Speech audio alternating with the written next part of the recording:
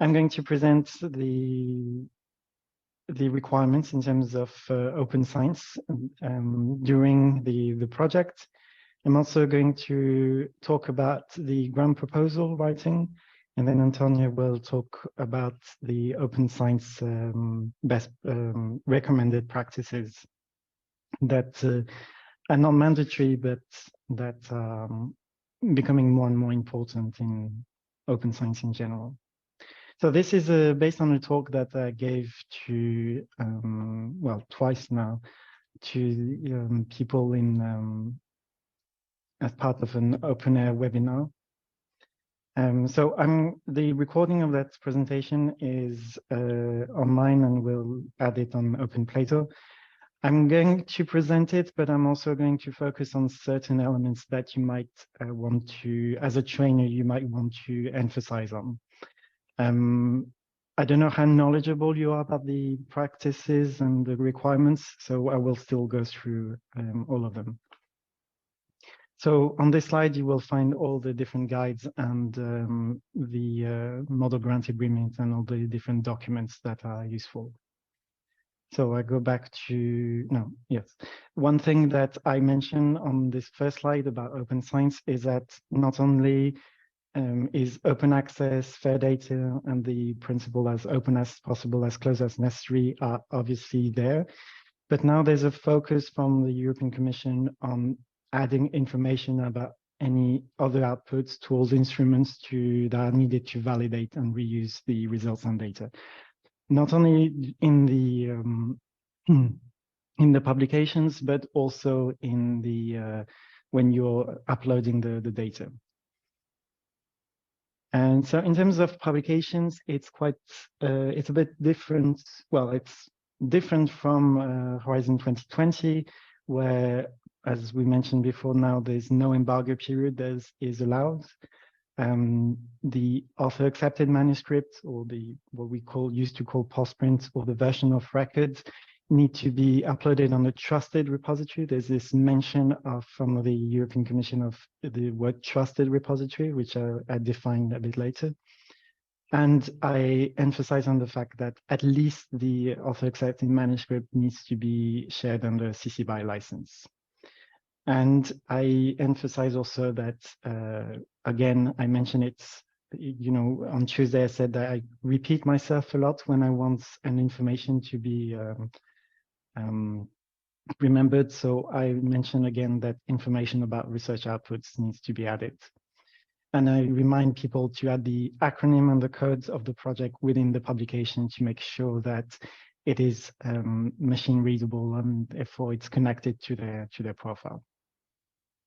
The difference between Horizon 2020 and Coalition S, Plan S, is that there's no restriction on where to publish. You are allowed to publish in hybrid journals, but the APCs are only reimbursable, are only covered within the grant if it's a full open access journal or platform. But there's no restrictions in terms of where you can publish. So this is to remind them of what the different versions are. I did mention that it had changed from the way I was presenting the different versions. I think it's clear, but I also welcome your feedback if you think there's a better way of showcasing the different versions. You will have recognized this, but with a bit more details, is the self-archiving minimum for open access slide, where I not only say that, you know, the minimum for open access is self-archiving, but I also mention the journal checker tool and the rights retention strategy. At this point, I do not actually go into details of the rights retention strategy because, again, it's a bit, it would take a bit too much time to explain, and that's not necessarily the focus of the talk. But I do now omit the Shepherd Romeo because the general checker tool is easier to understand in such a short webinar for researchers. But obviously, if it's a longer workshop, then I would mention also Shepherd Romeo. I also mentioned that with Open Research Europe, if you publish on the European Commission's publishing platform, they deposit automatically on Zenodo. So it's one more incentive of publishing on Open Research Europe because you don't have to do that extra added step of self-archiving on Open Research Europe. This platform does have a lot, even if I mention it's a publishing platform, and then Julia, who's also an OpenAIRE colleague, gives a talk about what it is in this webinar. We still have questions of what it is it a repository and all that. So there's still a lot of misunderstanding of what this this platform is. The name, personally, I find it doesn't help because it's a bit too vague, I find, for in terms of pinpointing that it's a publishing platform and not a repository.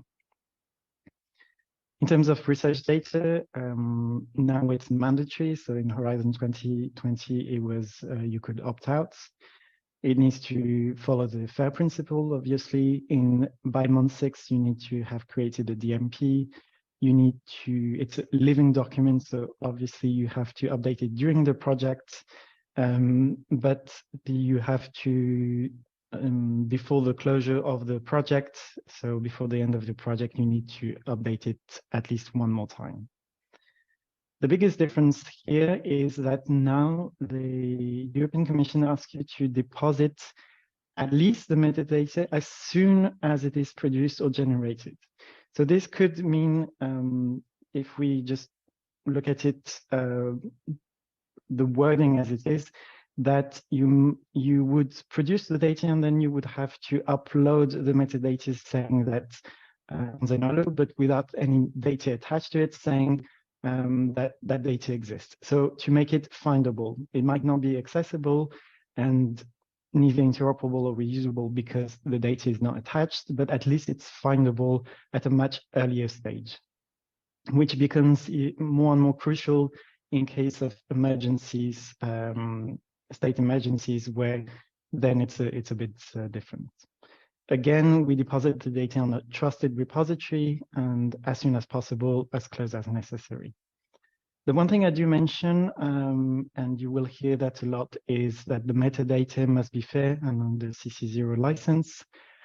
I got a lot of questions about that, and then I just realized that all trusted repositories need to have the metadata on the CC0 license. So by default, if you're depositing in a trusted repository, that means that your metadata is on the CC0.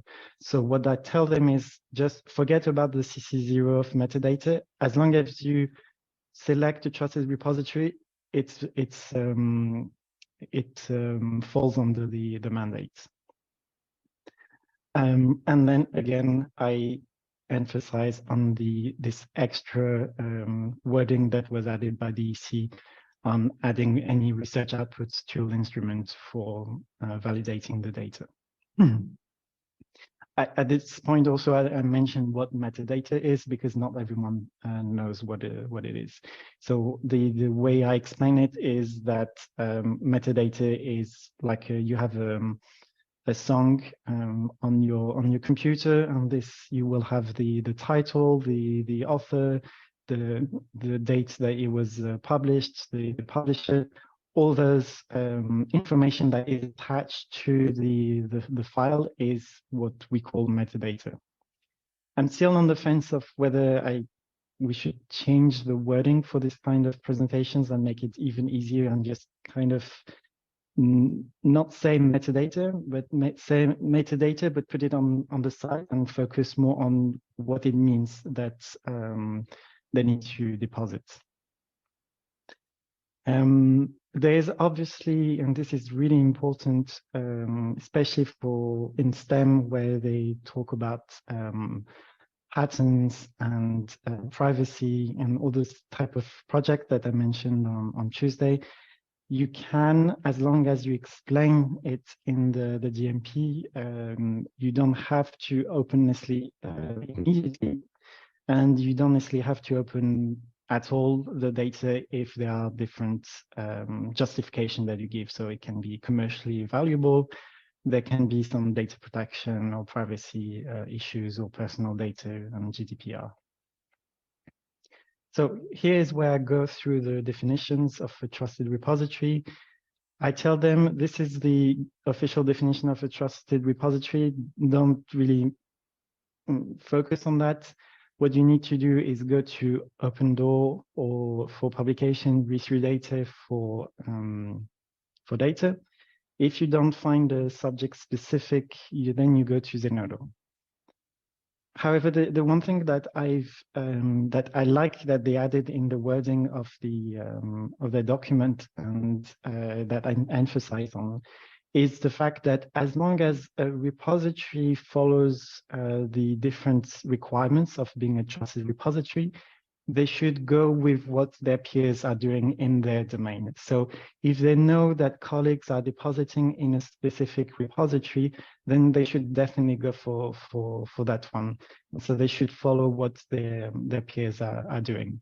Because it is a question that I used to have a lot when I was in Luxembourg, where people were saying, yes, but my colleagues, they share on this platform, can I continue doing so? And the answer is yes, that's the favored one that you want to go for. I mentioned what Creative Commons are. And then I mentioned what a DMP is, emphasize on the fact that it's a living document. So it's not just something you write once. And this is the part where researchers don't like when I tell them that there's no template for me to give them and to just say, this is just, copy paste all this wording and there you go, you have your DMP. And so I say there's no absolute right answers. There's no template I can give them. As long as they're clear, specific, detailed, that they explain, they justify every decision that they've made, then the project officer will, they might come back to them saying, okay, I disagree with this. But if they are very precise about what they're saying, for instance, I decided to use proprietary file formats because it's more widely used than the other one. That's fine, just if you justify it. And I emphasize on the fact that the DMP is really, I would say, you as researchers, you know what you're doing. You're just proving to the funder that you know what you're doing. I talk about the FAIR principles. I don't actually go into details. I just say each letter, what is important to bear in mind. So for findable is to use a persistent identifier, so like a DOI, to add as much information, so as much metadata linked to the data, to deposit it on a repository, so to make it accessible, reminding people that it doesn't need to be open as long as it's fair. I talk about file formats and a preference for open file formats for interoperable. And then the README files, the documentations. I like the word README files because people tend to understand better what a README file is because we've been used to it much longer than documentation. Obviously, is a common word in English, but a README file sometimes talks more to people, I find. And obviously a clear license to be able to reuse it. There are some specific cases in terms of public emergencies where basically if the EC decides there's a public emergency, you would need to deposit everything immediately in open access without restrictions. Yeah, so during COVID, for instance, that is something that did happen. Now there's I've added this part for the last webinar that I gave in November about reporting and monitoring. I basically took some screenshots of the EC participant portal and showed them because sometimes it's a bit confusing of where things are because there's the publication, the results, the data sets, the other results. So it's sometimes a bit confusing, and it's changed with H2020 projects. So publications, you have basically the list of recommended publications that might be linked to your project, and that's done by the OpenAIRE research graph. That if they added correctly the code of the project in the publication, it will harvest that information and present it there. So they can just click on it, and then on the bottom of the screen, they will have all the publications that are linked to the project that they've confirmed. There's a few metadata fields that I mentioned. They do not, for information, they do not mention green and gold open access like they used to in H2020 projects. So it's easier to understand, I find, than before. It's easier to report because basically now what they have is the type of PID. So for instance, it's a DOI. The PID of the deposited publication would be where it's archived, and then you have the PID of the publisher's version of record. So that would be the journal's DOI that the journal gave you. And then they ask you if APCs will be charged to the project, and I remind them that that's only possible if it's not a hybrid journal. Yep. Dataset is the same. If they've added the acronym, it will be harvested by a research graph, will be listed there. They can add it if it does correspond to the project. And then again, they will ask questions like, is this dataset available in open access? Where is it available in open access, etc. There's also another tab, which is results and other results. So results, it's still not fully clear to me exactly what the difference is in some aspects, but the results really focuses on discovery, theories, products, services, methods that were created thanks to the results of the project. Whether the other results is more things that helping make sense of the project. So the mention I was talking about of adding information to confirm your results and all that, that would be more into other results. So software, workflows, protocols, prototypes, all that would fall under other results.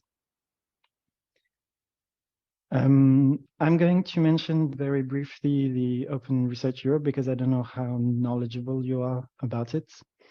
But it's a diamond open access publishing platform. So emphasis on the fact that it's a publishing platform, it's not a repository. So you need to be either an H2020 or Horizon Europe grant holder. And you would deposit your preprint, not something that you've already published. It's diamond open access because it's free for the author and the reader. It falls under the principles of open peer review and with immediate publication. So it acts as a preprint server with open peer review, and then it automatically becomes published as soon as it's been peer reviewed. There's new generation metrics also that are added to it, and they are indexing on different platforms more and more. So they are continuously adding it to other search indexes. And it is automatically archived on Zenodo, as I said. So the way it works is very similar to open peer review. So I'm not going to go in detail because Antonia will go over that. But the specificity of Open Research Europe is that you need at least, so if we look at the very end, to pass peer review, you would need to have 2 acceptance or one pass and 2 pass with minor corrections. So either of those, so either 2 passes or 1 pass and 2 minor revisions, would allow you to be not the final version, because under this principle you can update, and that's the whole point also, but it would allow you to make it, it would be considered peer-reviewed. These are all the different types, which cover most of the different types in the different fields that publish. And then this goes through, you can have a look at the webinar if you want. There are some pre-publication checks that are done. The open peer review is done in a certain way. The reviewers asked to they have some requirements, and then gives you an example of basically what it looks like on the platform. It's an open platform, so you can already go on the Open Research Europe and have a look for it for yourselves. Yeah.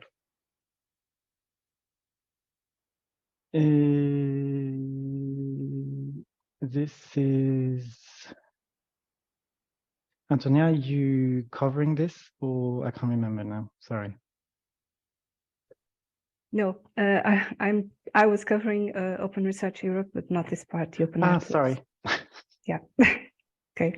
Well, you can go I will in more shorten details it. there. I will shorten it in my presentation. It's okay. Okay. Sorry about that. Okay, so I'll go over really quickly the different tools that we have in OpenAIRE that can be helpful for that. Yes. This is, yeah. So we have Argos, which is a DMP tool that can be used to create DMPs, which is machine actionable, so meaning that you can link your data sets. There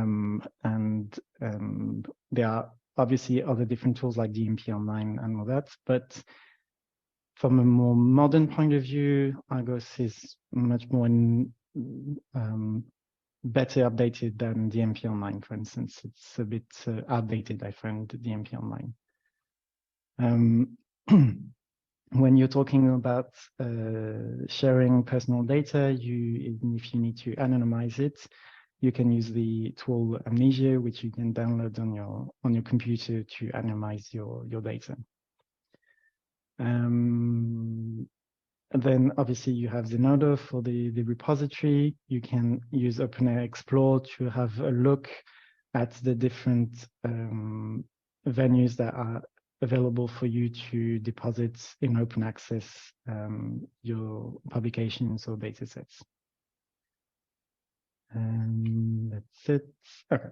And so now, just to finish on the grant proposals, in case you're not aware, now it has become one of the big pillars of Horizon Europe Open Science. So you need to justify basically the how you're going to make your research as efficient, as open as possible, and as reproducible and all that. So there are different parts, one in the application form and in the project proposal, and it's under the excellence and impact, which also shows how important the EC is giving some emphasis on that. So in part A, they ask you to list 5 publications, datasets, softwares, or goods that are relevant for the call. Now, any publication that you cite needs to be in open access. So they need to be available either on the publisher's website or on the repository. If not, it will not be considered. They also emphasize the fact that they will only evaluate the qualitative aspects of the publication you cite. The impact factor, so whether you publish in Science or Nature, will not be taken into consideration. And you can give insight in where you want to be publishing, whether you're looking at specific full open access journals or maybe Open Research Europe. Data is a very similar thing. If you cite data sets that are relevant for the call, they need to be on a repository with a PID and they should be fair. So with the correct documentation, with enough metadata and all that. An official DMP is not required at this stage, but the questions they ask are so similar to a DMP that I consider it like a mini DMP. So researchers do still need to think about all the things that they will be doing with the data.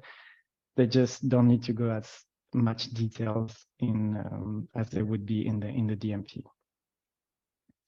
And this is new also. There needs to be a distinct work package on project management that includes the DMP as a deliverable.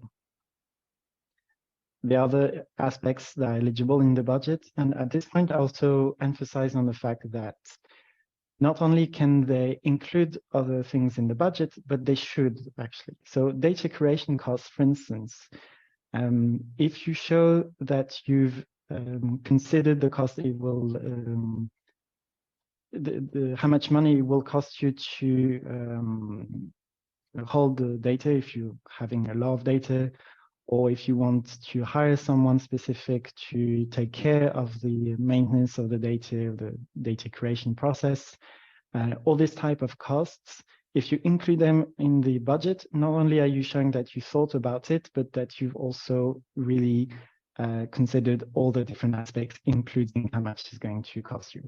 So asking more money in this case is actually a way of proving also that you've thought of those open science practices. APCs are also eligible, except if they're hybrid journals. And Antonio will mention that there's a big emphasis nowadays on engagement of citizens and civil society and citizen science in general. So what I also mention is, obviously there's no template, but be as specific as possible. Don't let the project officer dig for information. And that's one thing that I get when I review DMPs. There's like paragraphs and paragraphs on the researchers explaining what open access is, what open science is, what a DMP is. So I tell them, you don't need to do that. The people reviewing the DMP know what it is. So just don't do that. There are a few special cases. So the ERC grants and the Marie Curie fellowships. So in the ERC, there's no explicit evaluation of open science practices, but as with everything, if you include it, it's always positive, but it's not negative to not include it. But they now require a DMP also. The Marie Curie actions are much more similar to the Horizon Europe grants calls. The biggest difference, I would say, is the training activities. So you do need to add a career development plan that is specifically addressing transferable skills in terms of open science, to make sure that not only you're doing your research project, but also you're gaining something in terms of open science from doing that research project.